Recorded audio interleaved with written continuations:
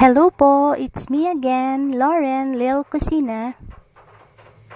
Ang lulutuin natin ngayon ay merienda. Pwede ring snack. Kuntsinta. Opo, magluluto po tayo ng kuntsinta ngayon. Paborito po yan dito sa bahay. So ngayon po, magluluto po tayo. Ang mga sangkap na ating gagamitin ay meron po tayong rice flour. Ayan. 1 cup na rice flour. 1 cup lang po. At meron din po tayong cornstarch. Ang cornstarch po natin ay 4 tablespoon. Opo, 4 tablespoon na cornstarch. At 1 cup na brown sugar. Siyempre po, ang ating 1 tablespoon na lye water. 1 tablespoon lang po.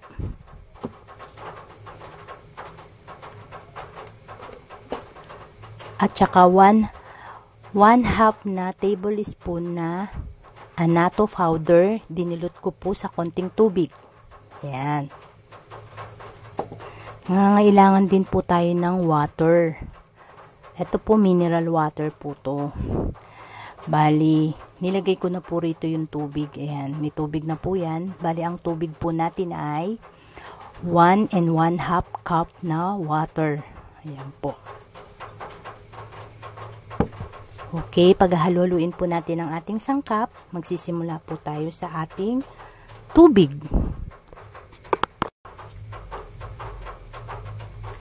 Ayan.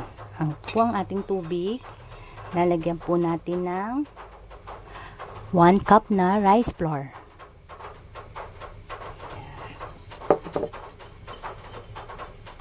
Halo lang po ng halo.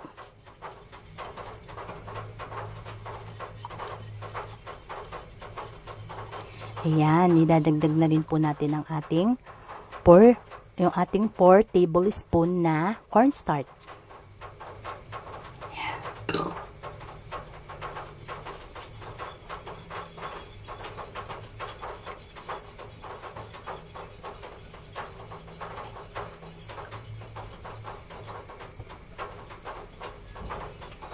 Ayan, sabay natin ang ating 1 cup na brown sugar. Ayan.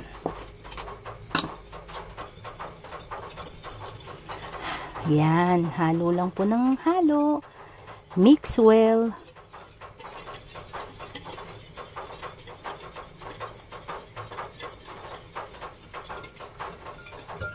Ayan, hinalagayan na po natin siya ng lye water.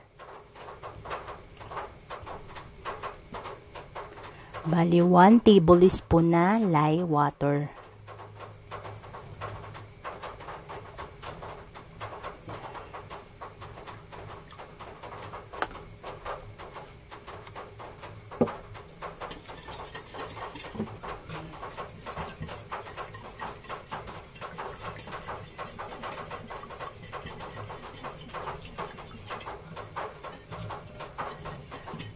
Ayan. Ngayon, maglalagay na po tayo ng ating annatto powder na dinilot ko po sa tubig. Bali, 1/2 tablespoon na annatto powder dinilot ko po sa tubig. Bali, ang tubig po natin ay nasa 1/8 cup. 1/8 cup ng tubig. Ayan po.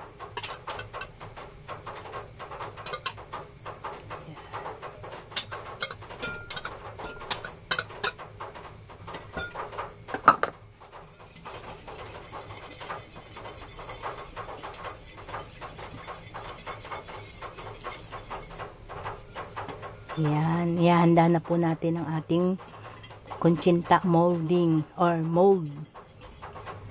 Ang ating lagayan po, hulmahan ng ating kuntsinta.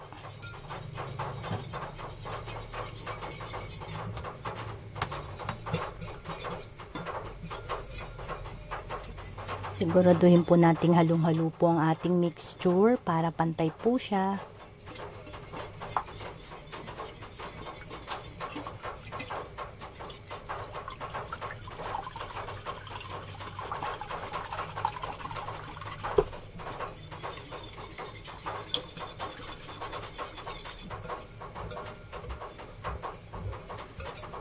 Ayun, mag-i-scoop na po tayo.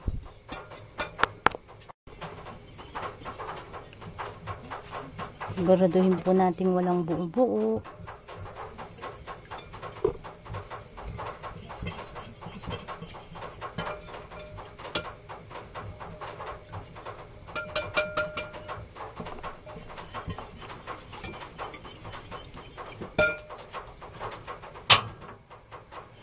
Pinainit ko na rin po ang ating steamer. Bali, may gagamitin po tayong steamer. I-steam po natin ang ating kuntsinta. Ngayon, pinainit ko na po siya. At habang hinahalo ko po itong ating mixture ng kuntsinta.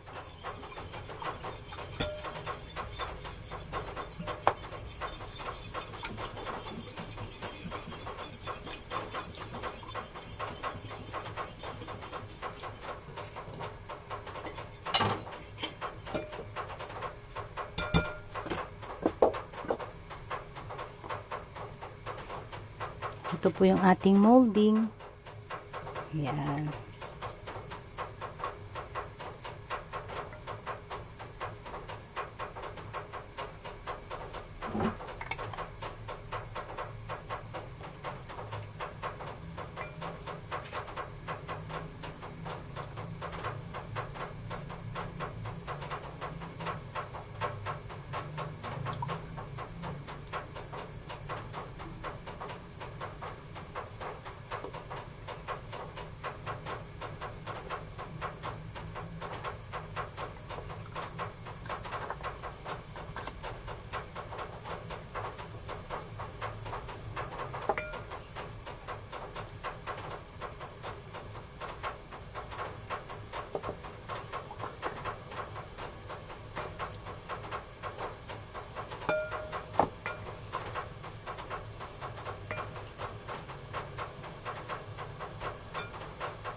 Ayan, isasalang na po natin sa ating steamer.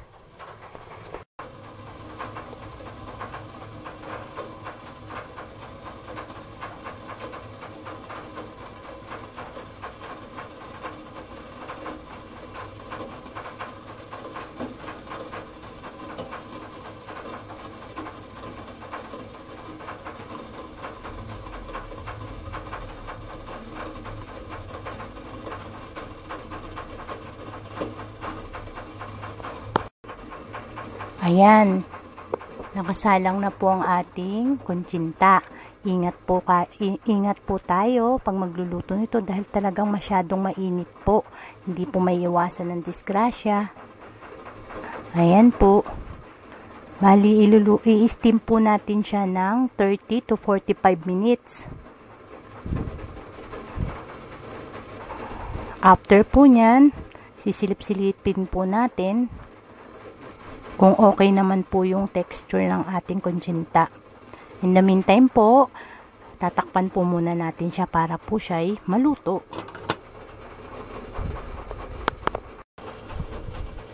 Ayan po, bali ang ating pong steamer, lalagyan po natin ng dahon ng saging sa ibabaw para mabilis po tayong maka-steam.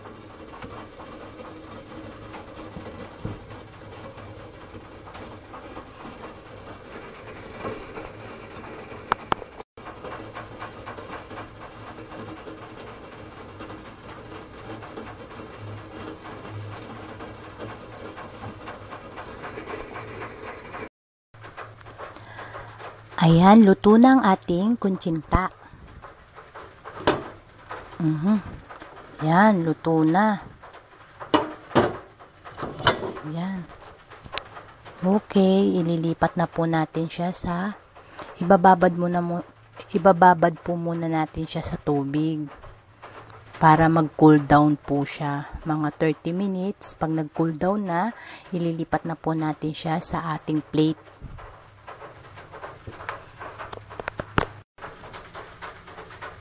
Yan.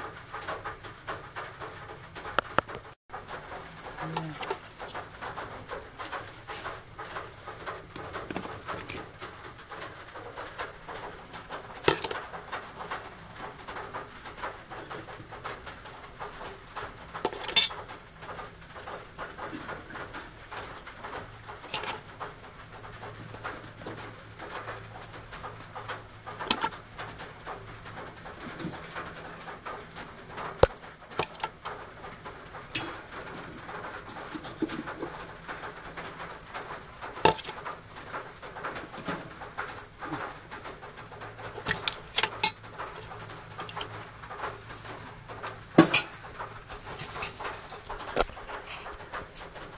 Ayan na po, may konting tubig po ang ating kaserola. Binabad ko po siya ang ating kutsinta para po ito ay mabilis na lumamig.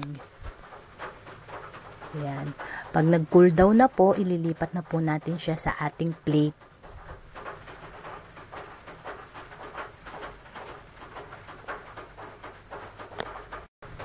Ayan, after 30 minutes, malamig na po ang ating kutsinta. Aalisin na po natin siya sa ating hulmahan.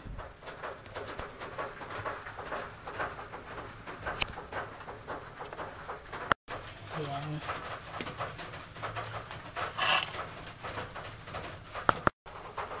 Ayan.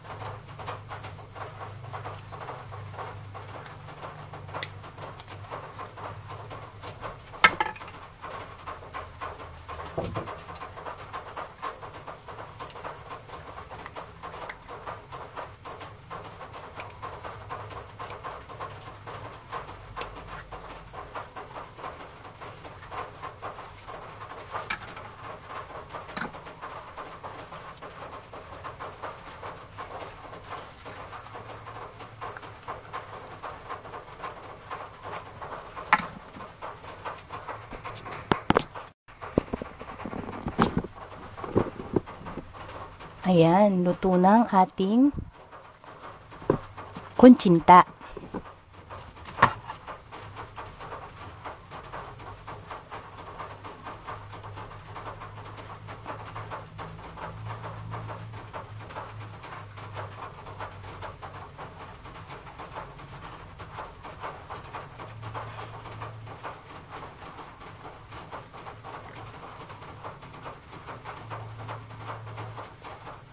Ayan. Halagyan po natin siya ng ating grated na coconut.